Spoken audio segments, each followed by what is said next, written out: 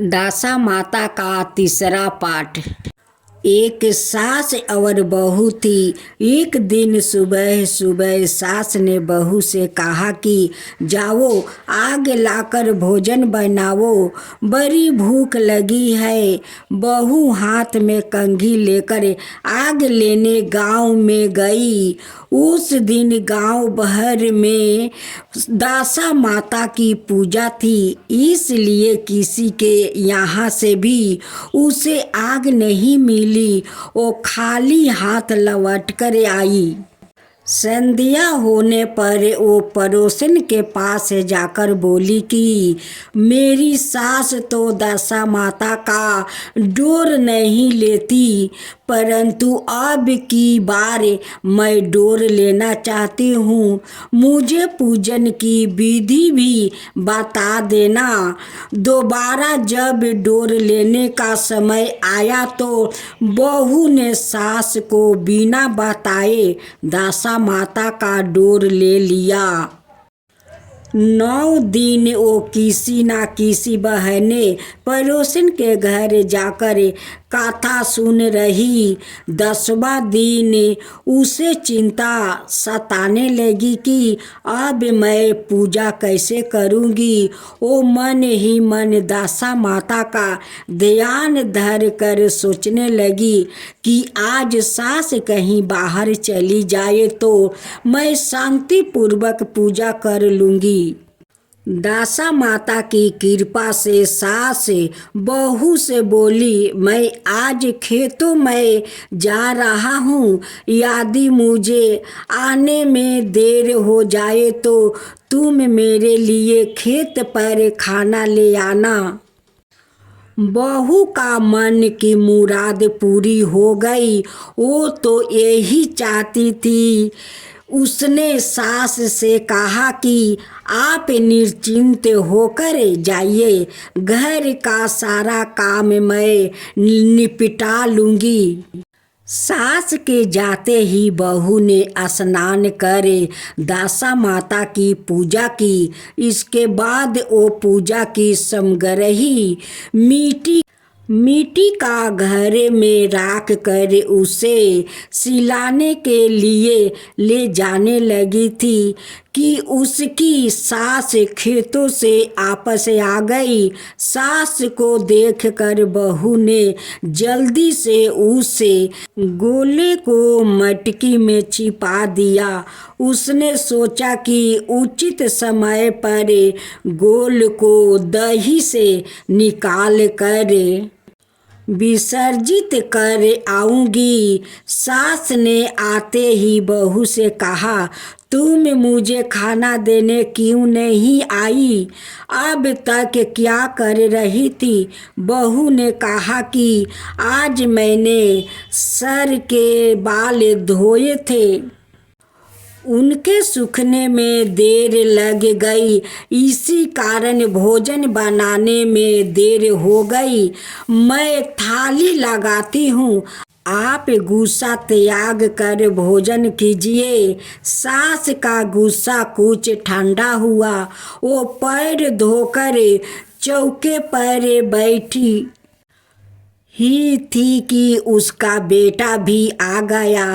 वो भी माता के साथ भोजन करने बैठ गया। सास भोजन करके उठा ही चाहती थी कि उसका बेटा बोला, मुझे तो दही चाहिए। सास ने बहू से दही देने के लिए कहा। बहू बोली, मैं तो रसोई में हूँ, आप ही उन्हें दही दे दो।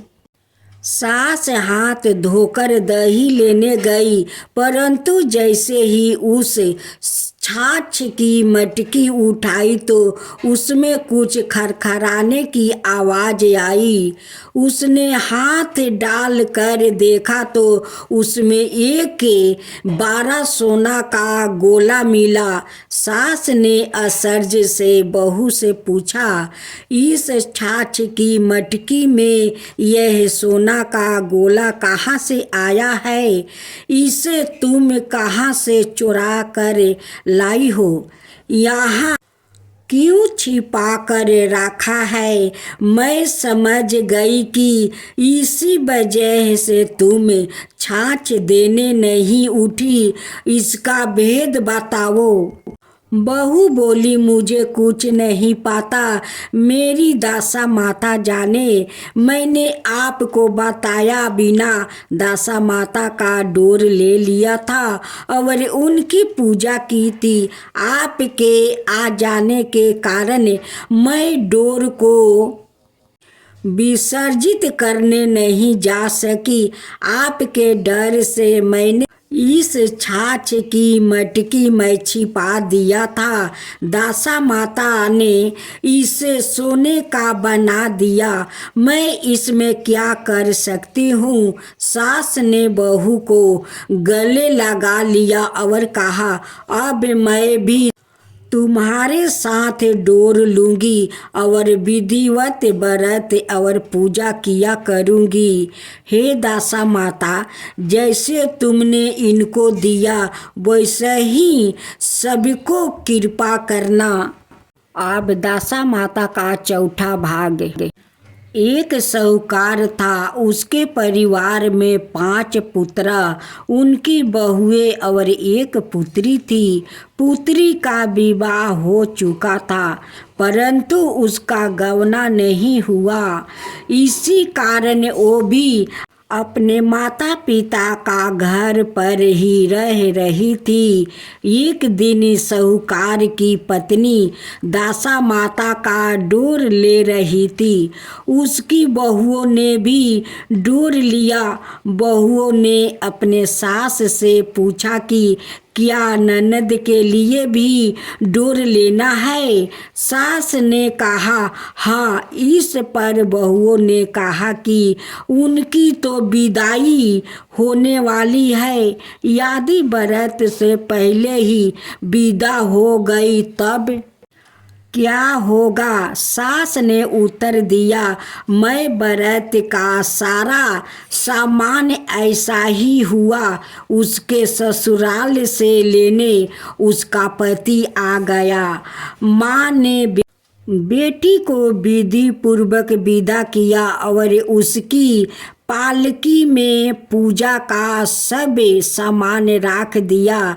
लड़की जब अपने ससुराल पहुंची तो उसे घर के आंगन में गलीचा बिछाकर बैठ गई। आस पड़ोस की महिलाओं नई बहू को देखने आने लगी। सब उसकी सुंदरता और गहने कपड़ों की तारीफ करने लगी। किसी की निगाह उसके गले में बंधे डोर पर पड़ गई। वो बोली, बहू की माँ बड़ी टोटके वाली है। सबकी निगाहें उसकी बात सुनकर उसके गले में परे डोर पर पड़ी। सभी स्त्रियों डोर के बारे में अपनी अपनी राय प्रकट करने लगी। शाम को सास, ननद, देवरानी, जेठानी, घर की सभी स्त्रियों भी उसी डोर की चर्चा करने लगी। सब डोर की निंदा कर रही थी। सुबह से शाम तक डोर के बारे में सुनते सुनते बहू का दिमाग खराब हो गया। उसने डोर को गले से उतार कर जलती हुई आग में डाल दिया। डोर के जलते ही सारे घर में आग लग गई। घर में राख सब धन जला गया। सब आदमी अपने प्राण बचाकर घर से बाहर भागे। अब घर में केवल नई बहू और उसका पति रह गया, बाकी सब भाग गया। घर का सारा सामान जल गया था। घर में अब ना खाने को अन्न था और न ही पहनने के लिए वस्तु बचे थे। इसलिए दोनों पति पत्नी गांव छोड़कर रोजगार खोजने चली गई। चलते चलते वो उसी गांव में पहुंच गए जहाँ की वो लड़की थी। लड़की ने अपने पति से कहा, तुम यहाँ भार झोंको और मैं भी कोई काम ढूंढती हूँ। पत्नी का कहना मानकर वो भार झोंकने लगा और वहाँ सवाए एक कुएं पर जाकर बैठ गई। उस कुएं पर सारे गांव की स्त्रियां पानी भरने आया करती थी। उस लड़की की भाभियों उस कुएं पर पानी भरने आई, परंतु उन्होंने अपनी ननद को नहीं पहचाना। वो उससे बोली, तुम तो किसी भले घर की लड़की मालूम होती हो, कुछ काम करना चाहती हो तो बोलो। लड़की बोली, काम तो करूँगी परंतु कोई नीच काम नहीं करूँगी। बड़ी भाभी बोली, हमारी ननद ससुराल चली गई है, तुम हमारे बच्चों की देखभाल करती रहना और हमारे घर से सीधा लेकर अपना भोजन बना लिया करना। लड़की इस काम के लिए राजी हो गई। लड़की की भाभियों अपने घर आई और सास से बोली, कुएं पर एक अनाथ लड़की बैठी है, वो हमारे घर रहने और बच्चों की देखभाल करने को राजी है। आप कहो तो हम उसे रख ले। सास ने कहा, खुशी से राख लो, परंतु आपस में कलह मत करना। सब बहुएं राजी हो गई। वो वापस कुएं पर आई और उसे घर ले आई। वो अपने भतीजे और भतीजियों के देखभाल करने लगी और अपना जीवन निभाने लगी। एक दिन दासा माता का डोर लेने का अवसर आया। सास के कहने पर सब बहुओं ने डोर लिया। बहुओं ने सास से पूछा कि क्या इस लड़की के लिए भी डोर लेना है? सास ने कहा, हाँ। बहुओं ने कहा, इसी प्रकार अपने ननद जी के लिए भी डोर ले लिया था, परंतु पूजा से पहले ही उनकी विदाई हो गई। अब इस लड़की को डोर दिलवाना चाहती हो, यदि यह पूजा से पहले चली गई तो क्या होगा? सास बोली, तुम्हारी ननद ने अपने घर जाकर पूजा की होगी।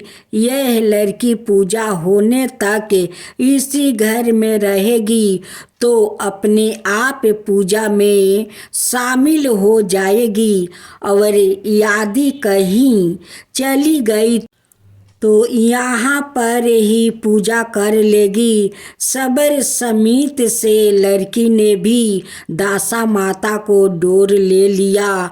9 दिन तक वहाँ दासा माता की कहानी और व्रत पूजा में शामिल होती रही। 10वां दिन लड़की की माता और बहुओं ने सर से स्नान किया और घर में चौका लगाया और पूजन की तैयारी करने लगी। लड़की बहुओं से बोली, यदि कोई पुराना कपड़ा मिल जाए तो मैं भी स्नान कर लूं। बहुओं ने अपनी सास से पूछकर अपनी ननद की साड़ी उस लड़की को दे दी। अपनी पुरानी साड़ी लेकर वह स्नान करने गई।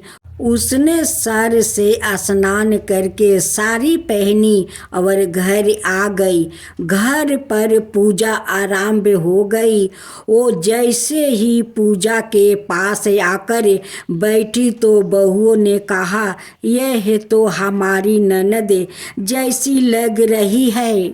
इस पर सास ने नाराज होकर कहा, तुम्हारे मन में जो आता है बोलती रहती हो।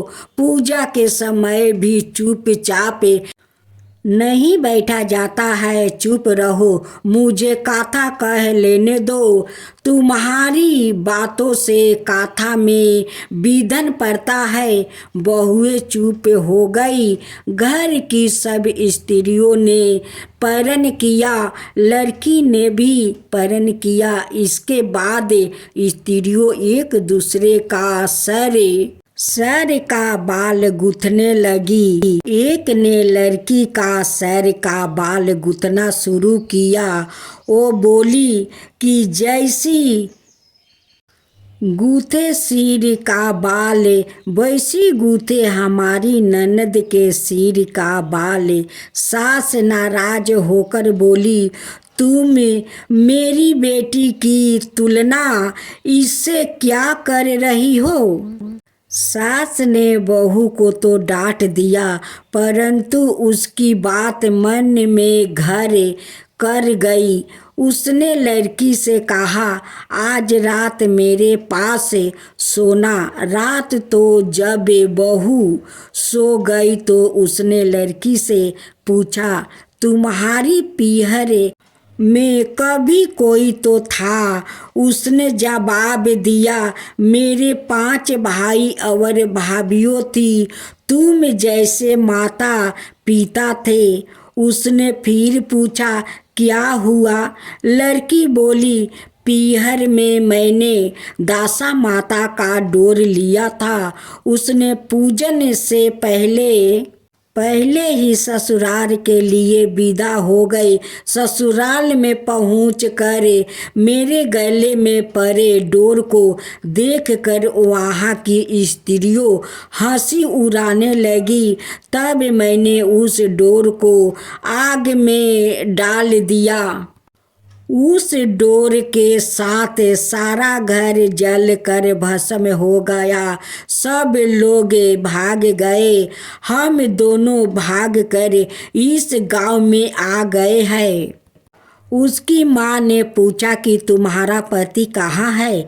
लड़की ने कहा, वहाँ भर भूजे के यहाँ बाहर झोंकता है।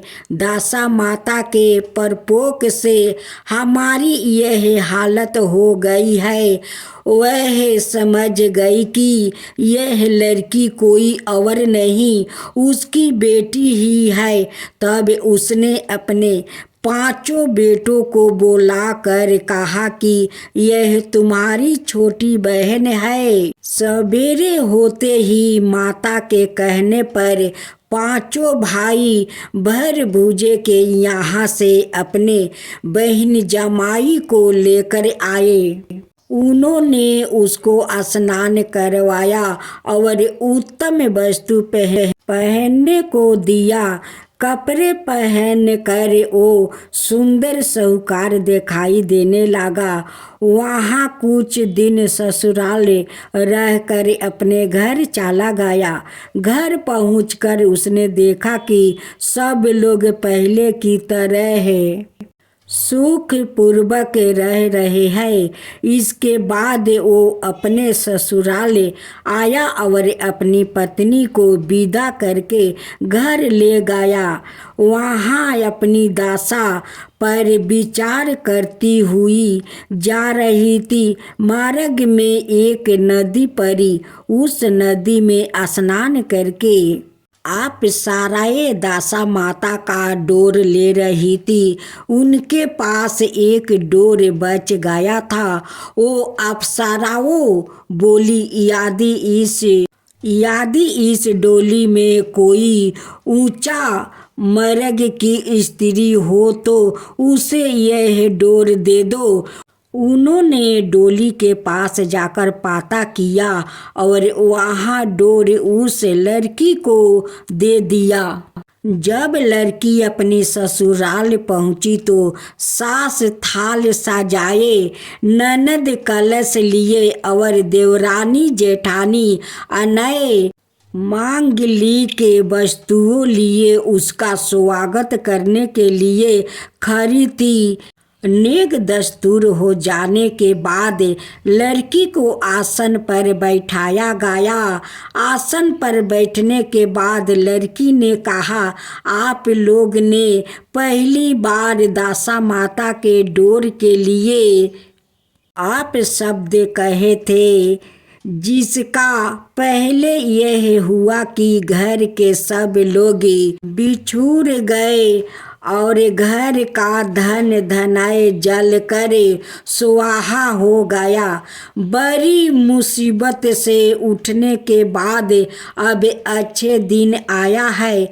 आप में से कोई भी अब मेरे दासा माता के डोर की निंदा करने की भूल ना करे। जब मेरा व्रत हो तब सब श्रद्धा पूर्वक पूजा करो। सब ने खुशी खुशी उसकी बात मान ली।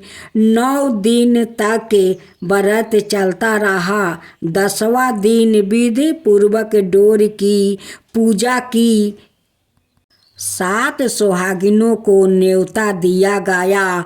उनका श्रृंगार करके आचरा भरा गया। इस प्रकार दासा माता को पूजन समाप्त हुआ। जिस प्रकार दासा माता ने उस लड़की के दिन फेरे, वैसे ही सब पर दया करे।